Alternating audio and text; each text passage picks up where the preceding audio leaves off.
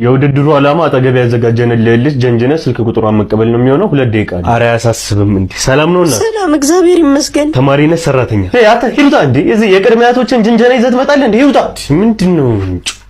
2 ደቂቃ አለ፣ ስልኳን ተቀበላት። ምንድነው ደግሞ ለዚች 2 ደቂቃ እንዴ? አንቺ ስልኩ እንዴ ሰውዬ ምን ሆነ ነው? ስልኳን ተቀበል አልከኛ እንዴ?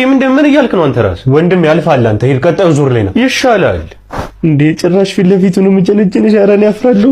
ኧረ ችግር የለውም ጀንጅነኝና ስልኬን ተቀበለኝ። ውድድሩ እንደዛ ጀንጅነኝ እንዴ? አንቺ ሴት አይደለሽ? አታፍሪም? መረረሽ ማባራ እኔ አፍራለሁ። ማን ወንድም ትወጣለህ? እባክህ ምን እኔ ልውጣ? አልወጣም። እኔ አፍራለሁ። አልወጣም። ልውጣ እባክህ። እንዴ ምንድነው? ወንዱ ምን ሆኖ ነው? አንድ ወንድ እንጣ። ከዚህ ሁሉ ወንድ ማለት አንድ ወንድ እንጣ ጀንጅኖ በስነ ስርዓት ስልክ መቀበል የሚችለው የወንዶች ጉዳይ ምን እየሰራ ነው ሰውዬው እንደዚህ የሚጮህ? ያው የኔን ቁጥር መቀበል ለቻለ ሰው 10,000 ብር ሽልማት እሰጣለሁ ብሎ አንድ ወንድ ማሸነፍ አለ። ለ10,000 ብር ነው ይሄው ለህዝብ እዚህ የተሰበሰበው። ፕሊስ እኔ 20,000 ብር ልክፈልሽና ከዚህ ኧረ እባክህ እስኪ አድርገውና አሳየና። ኧረ ምን ያሳስባል በእናትሽ። ምን ሲቢ ምን ቴሌብር ትጠቀሚያለሽ? አዎ እጠቀማለሁ። ልልክልኝ ነው እኮ በቃ ምን እንዴ ንገሪኝ፣ ስልክ ቁጥርሽ ንገሪኝ። እሺ 09 12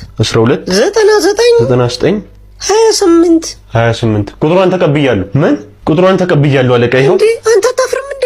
እንዴው ይሄ እሷ ቁጥር ነው እንዴ? ከየት መጥተህ ነው አንተ? ማን ነው ስምህ? ያው ብዙ ሴቶች ጠብ አድርጋቸው ይሉኛል። ዋናው ስሜ ግን ቃንቄ በደዊ ነው። ቃንቄ በደዊ የ2017 ስልክ ጀንጅኖ የመቀበል ውድድር አሸናፊያችን